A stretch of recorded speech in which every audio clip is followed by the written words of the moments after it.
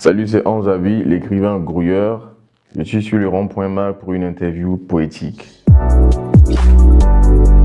Je suis Anzabi, né le 13 septembre à Daloa, écrivain, poète, grouilleur, slameur ivoirien. J'ai 24 ans, je suis plume de bronze 2021 et plume d'or 2022 du Festival national de poésie. J'ai sorti mon premier livre Diali le 2 juin 2023. Grouilleur, c'est un mot tiré du dictionnaire Nouchi qui veut dire débrouillard et qui représente tous les jeunes Ivoiriens qui se lèvent chaque matin pour réussir à la sueur de leur front. Je me fais appeler grouilleur parce que je me bats aussi pour réussir, pour réaliser mes rêves et pour pérenniser ce mot.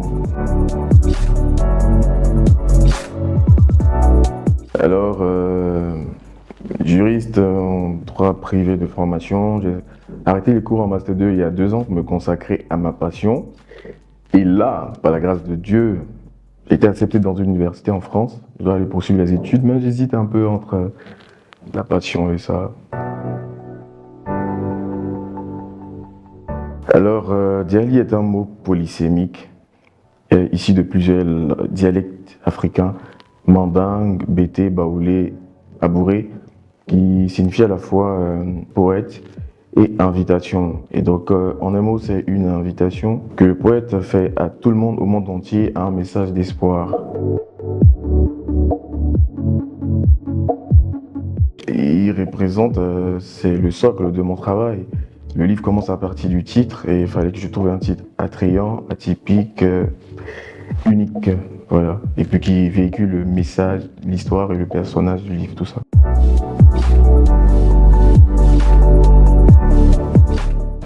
Ma principale source d'inspiration, c'est Dieu, mon créateur. Ensuite, il y a ma mère, ma défunte mère, qui voilà, et depuis là-haut, j'essaie un peu de la faire vivre à travers mes mots. Ensuite, je m'inspire de tout ce que je vis, tout ce que je vois, de tout ce que j'entends, de la complexité fascinante de l'être humain et la beauté de la nature.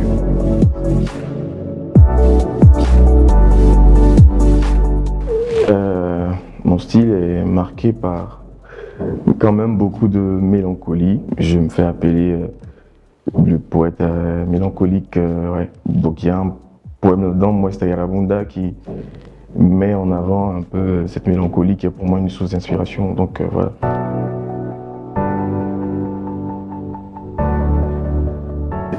Il y a vraiment beaucoup d'auteurs et de poètes qui m'ont inspiré de tout genre. Je vais essayer de citer, il y a Baudelaire, son audace et sa plume, sa vie de dandy. Il y a Paul Verlaine pour la simplicité de sa plume et la facilité à transmettre des émotions fortes avec des mots simples. Il y a Robert Frost qui a écrit Faire le choix de destin, c'est un écrivain anglais. Il y a Stephen King, il y a Matsuo Basho, un écrivain japonais dont je me suis inspiré pour faire un haïku dans mon livre. Senghor, Dadier, Azo Vogi surtout qui m'a inspiré, un écrivain ivoirien pour écrire ce livre. Il y a Amanka, mon frère, écrivain. Tellement, il y a César Niessan, il y a Josué Guébo, voilà, qui m'a permis de revenir aux sources africaines et tout ça. Il y en a tellement.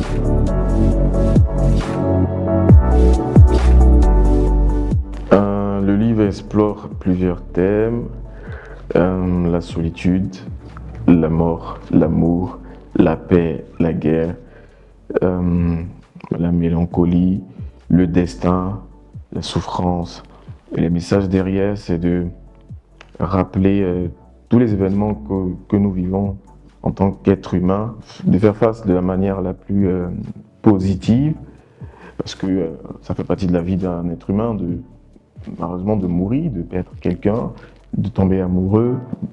Au-delà de tout ça, c'est de se dire que rien ne se fait sans espoir. C'est la chose qu'il faut retenir dans ce livre. Rien ne se fait sans espoir. Alors je vais jouer avec les mots. Je dirais que c'est un choix créatif qui s'est imposé à moi. Un choix créatif parce que il est en 2 parties. Première partie, c'est moi qui écris, qui raconte l'histoire du personnage Diali, qui mourra dans la première partie. Dans la seconde partie, c'est le personnage qui écrit son histoire à titre posthume. Et donc, il y a 2 plumes différentes. Il y a la plume de l'auteur, qui est moi, et il y a la plume du personnage. Pourquoi cette structure? La première partie, de manière poétique, c'est un long souffle. qu'on appelle, c'est une histoire, une poésie narrative, un peu comme un roman qu'on racontait en forme de poésie. Et la seconde partie, ce sont des poèmes, différents poèmes, mais chaque poème a un lien.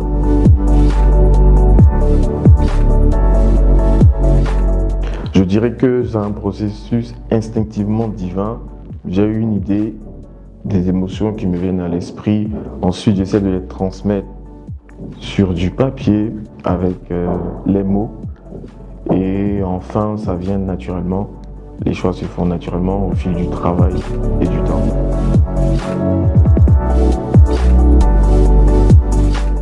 Très longtemps, je l'ai écrit pour raconter ma vie, mon histoire.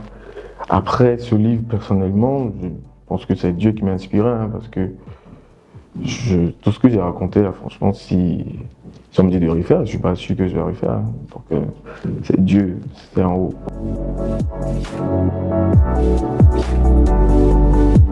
Là, j'aime bien m'asseoir, parce qu'en tant que jeune écrivain, non, les gens, ils taxent trop les jeunes d'immatures ou bien de... Voilà. Peu importe la maturité d'une plume, on est capable d'apporter notre grain de sable à l'évolution de la culture. En tant que jeune, j'ai un rôle crucial pour la promotion de la littérature. Pourquoi? Parce qu'on est à l'ère du numérique, de la technologie, on est plus en contact, on maîtrise mieux les outils de la technologie que les anciens, quoi. Pas trop les taxer. Et donc, j'essaie d'utiliser cet outil-là pour faire la promotion de la poésie. Donc, sur les réseaux sociaux, on voit que de manière assez peu commune, je fais beaucoup de bruit pour qu'on parle quand même des écrivains, de la littérature. Parce que tout ça, c'est important pour la vie en société. Il n'y a pas que le divertissement.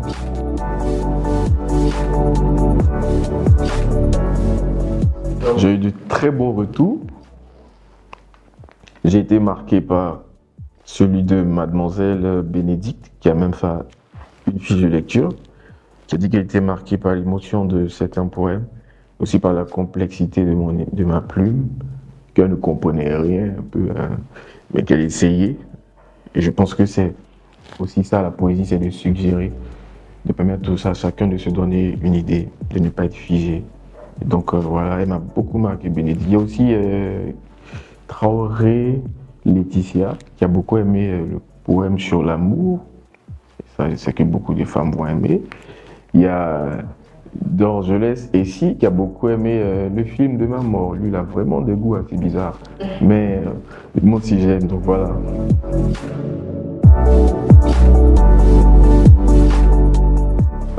Oui, il y a un poème spécifique qui est Mon âme pleure. Mon âme pleure, pourquoi? Parce que c'est un poème qui est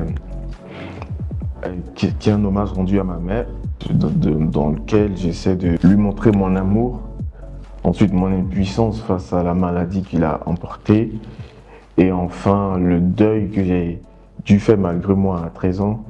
Donc voilà, c'est le poème qui me tient vraiment à cœur, c'est mon coup de cœur pour la vie.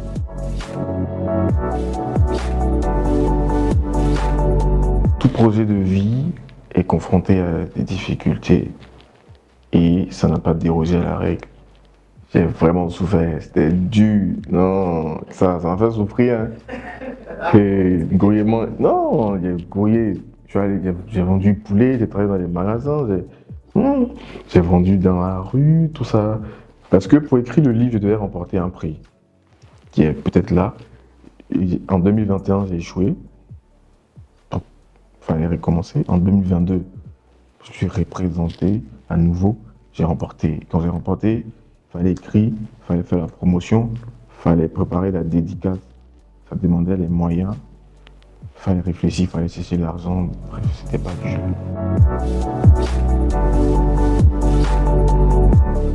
J'ai eu de l'aide, et aussi de l'aide avec tous mes fonds propres et tout ça. Voilà, c'est vraiment un mélange des deux. Donc, merci à voilà, je profite pour dire merci à tous ceux qui m'ont aidé, parce qu'on aime toujours dire aux gens, ils ne nous aident pas. Merci à tous ceux qui m'ont aidé, que Dieu vous bénisse. Voilà, vous êtes incroyables. Wonderful.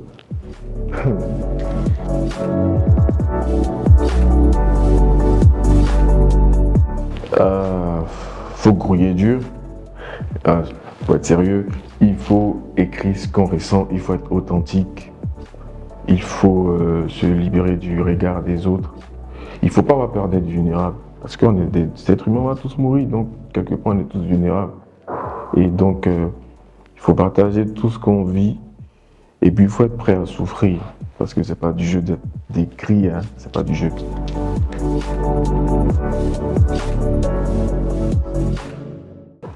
En dehors de l'écriture, je suis passionné de football depuis tout petit, c'était mon rêve de gamin. Ensuite, la musique. Et je suis artiste, rappeur, chanteur.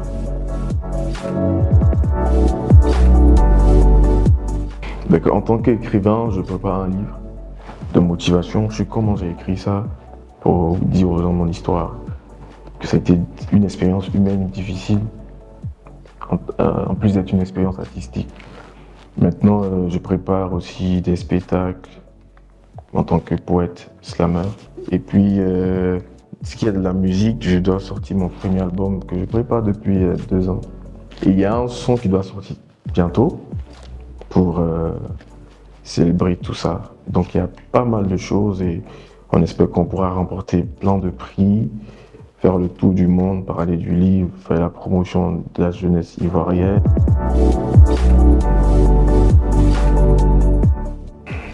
Nous sommes un fil tissé à l'avance, que l'on suit sans vraiment avoir le choix. Un chemin tracé par une main invisible et dont on ne connaît pas toujours la voie. Belle comme un paysage de rêve, où les fleurs évanouissent aux fragrances, où les oiseaux chantent un air doux et léger, où la vie se déploie dans tous ses éclats. Malgré tes coups de sabre et de peine, tu es le miroir de notre âme, et chaque seconde que tu nous offres est un trésor à vivre intensement. C'est un poème qui parle du destin. Moi, je crois en Dieu. Je pense qu'on a tous un grand destin sur la terre parce qu'on est amené à réaliser de très grandes choses, chacun à son échelle, peu importe son domaine d'activité. Et pour finir, le destin de Djali était de sauver le monde. Et il a sauvé le monde au prix de son sacrifice. Et donc il est mort. Et toute chose grande que nous voulons accomplir est au prix de plusieurs sacrifices. Donc il faut être prêt à souffrir pour réussir. C'est de remercier tous ceux qui me soutiennent, d'aller plus loin, de vous fixer pas de limites. Que vous soyez ivoirien, vous pouvez réaliser les mêmes choses qu'un Américain, un Asiatique, un Européen. On est tous des êtres humains et surtout, la vie est née en Afrique. Bientôt, on sera au sommet. Je suis partout et nulle part à la fois. Je suis Facebook, Instagram, Twitter, TikTok, YouTube. Ange Abi, tout simplement. C'était Ange Abi pour le rond-point. Merci.